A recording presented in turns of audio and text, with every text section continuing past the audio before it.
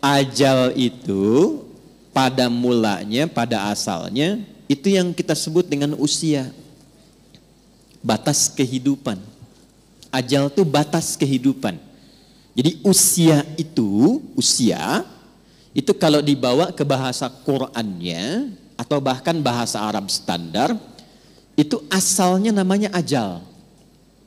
Setiap kita itu kan ada ajalnya. Ada batas usianya. Dalilnya coba diambil satu saja. Quran surah ke-7 ayat 34 misal. Ya, Quran surah ke-7 Al-A'raf ayat 34. Walikulli ummatin ajal. Fa idza jaa ajaluhum la yastakhiruna sa'atan wa la yastaqdimun. Setiap umat, bukan satu dua orang saja.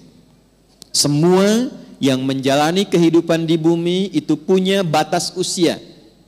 Kenapa ditekankan kata ajalnya? Untuk memberi kesan bahwa kehidupan di dunia ini tidak abadi. Penting dicatat itu, Bu, ya. Kehidupan di sini tidak abadi, akan ditinggalkan. Karena itulah ketika ditinggalkan, diumumkan kan, telah meninggal dunia. Nah, artinya ajal telah tiba.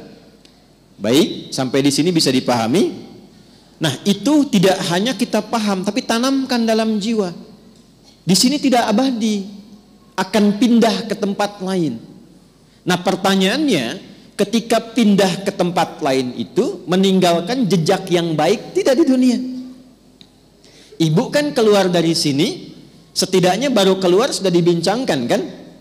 Masya Allah, jamaahnya rapi, tertib, nggak ada sampah ketika selesai kajian. Kemudian jamaah-jamaah yang sekarang ngaji tenang, tidak ada yang ngobrol, itu kan? Nah, itu jejak kebaikan yang ditinggalkan.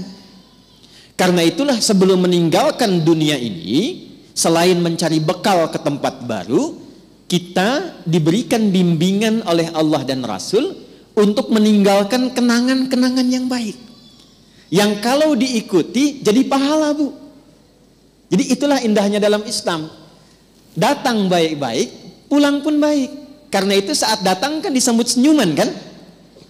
Ini kan kejadian luar biasa sebagai isyarat. Bayi lahir, bayinya nangis. Kok bisa orang yang menyambut senyum? Ya?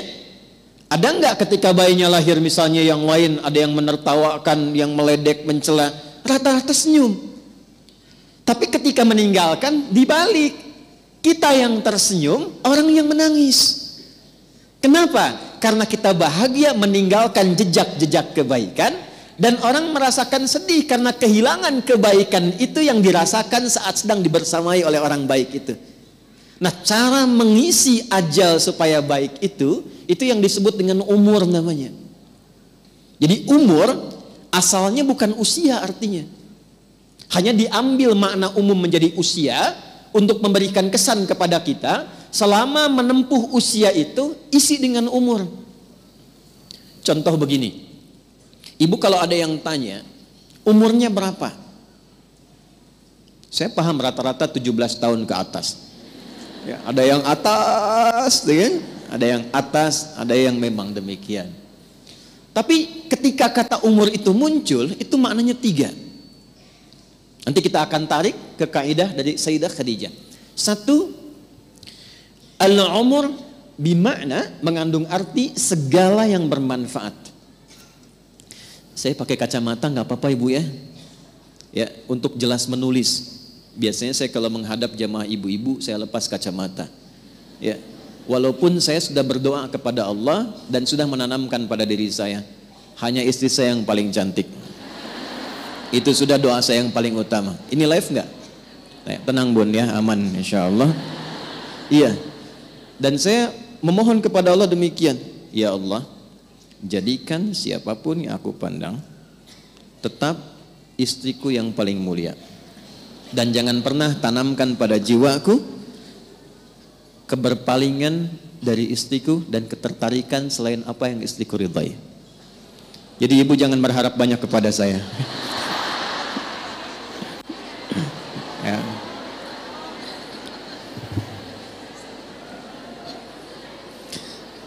Saya tahu itu akan direkam. Dengar nih Pak. Lihat sini, balik sini. Oke. Sampai mana tadi kita itu umur? Insya Allah ingat. Segala yang bermanfaat. Ya. Baik. Ini saya buka kaidah umumnya dulu untuk menunjukkan kesan di akhir nanti betapa Sayyidah Khadijah memahami ini. Lalu kita tarik kemudian praktek dalam kehidupan beliau, poinnya apa, itu yang kita simpulkan nanti dan dibawa pulang. Singkatnya, selama hidup, kalau ingin dikenang, punya nilai kebaikan bahkan sampai masuk ke alam kuburnya, tapi nama dan kisahnya tetap harum, maka buatlah dan rencanakan semua aktivitas yang punya nilai manfaat. Melihatlah dengan yang baik saja. Bila yang dilihat tidak bermanfaat, tak harus dilihat. Berbicara yang mengandung manfaat. Bila yang akan disampaikan sekiranya tidak bermanfaat, bahkan cenderung menyakiti, maka abaikan. Sampai ke ujung kaki. Sayyidah Khadijah radhiyallahu taala anha, saat masih ingat kita bahas sebelum beliau menikah dengan Nabi, itu memegang teguh asas yang pertama ini. Tidak pernah bicara kecuali yang bermanfaat. Tidak pernah berkegiatan bahkan dengan kawan-kawannya kecuali yang mengandung manfaat. Bahkan beliau itu punya teman-teman untuk berkumpul, Bu. Punya kalangan berkumpul. Ya seperti para ibu lazimnya sekarang, pasti kan punya teman ya. Di pengajian, bertetangga, kadang-kadang kumpul untuk arisan, kadang-kadang kumpul untuk kegiatan tertentu. Sayyidah Khadijah punya. Tapi yang paling luar biasa, semua teman-teman Sayyidah Khadijah ini ketika berkumpul itu mendapatkan kemuliaan sifat dari beliau, sehingga viral di kalangan wanita-wanita Arab pada masa itu bahwa kalau ingin melihat perempuan yang bermanfaat, inilah lihat kelompoknya Sayyidah Khadijah. Dan jangan kira kita samakan dengan era sekarang, tidak. Ibu jangan lupa, dulu itu jahiliyah, di mana perempuan itu pada umumnya itu menampilkan dirinya supaya mendapatkan ketertarikan dari para lelaki. Disebut dengan tabarruj namanya. Kalau pakai emas itu nggak tanggung-tanggung. Misalnya 1,5 kilo tempel di kaki kanan dan kiri. Supaya kalau jalan bunyi cek gitu kan. Ada yang lihat. Pakai pakaian terbuka.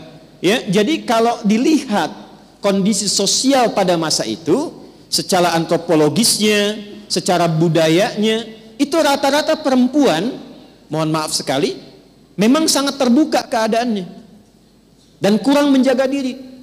Tapi kalau sudah melihat Sayyidah Khadijah dan teman-teman beliau, itu semua hormat. Nyaris tidak ada yang mau bicara di depan Sayyidah Khadijah, saking hormat dan kagumnya atas wibawa beliau. Ini semua diam. Dan saat ada orang yang usil pun pada Sayyidah Khadijah, itu teman-temannya, ini sebelum menikah dengan Nabi, itu teman-teman sekitarannya itu langsung melindunginya. Berbuat sesuatu yang Allah telah tetapkan itu, jika kita menjalaninya dengan istiqamah dan dilakukan karena Allah, maka Allah yang menggerakkan hamba sekitarannya untuk menjaga hamba dimaksud. Jadi kalau dari sekarang ibu menjadikan semua aktivitas usia itu untuk menaati Allah, ya tidak harus dalam konteks sholat saja. Bukan hanya sholat, bukan hanya baca Quran. Saya ingin mengisi sisa hidup saya untuk menaati Allah. Mulai sekarang saya akan gunakan pandangan pada yang Allah sukai saja. Saya akan gunakan pendengaran pada yang Allah sukai. Saya akan gunakan lisan pada yang Allah sukai. Kata Allah, jangan gibah. Saya tahan gibah. Saya tidak ustaz. Bagus. Tidak seperti ibu itu tuh. Kalau bicara, masih berarti. Tahan. Itu kalau bisa dilakukan, Allah balas, mengangkat wibawa ibu. Jadi dari segi umur itu akan dikenang, ini orangnya orang berwibawa, orang baik. Ibu kalau nggak percaya silahkan. Kalau melihat orang salih, solihat, malu kan kalau berkata kotor? Coba silahkan. Mau berkata yang kurang baik, walaupun terbiasa bergaul di tempat yang kurang bagus, bertemu orang begini nggak mau mengeluarkan kata-kata kotor. Saya kalau ketemu preman, Bu, nggak pernah berkata-kata kotor pada saya. Assalamualaikum Ustaz, Assalamualaikum Pak Kiai, doakan ya. Padahal sebelum itu dengan kawannya, keluar.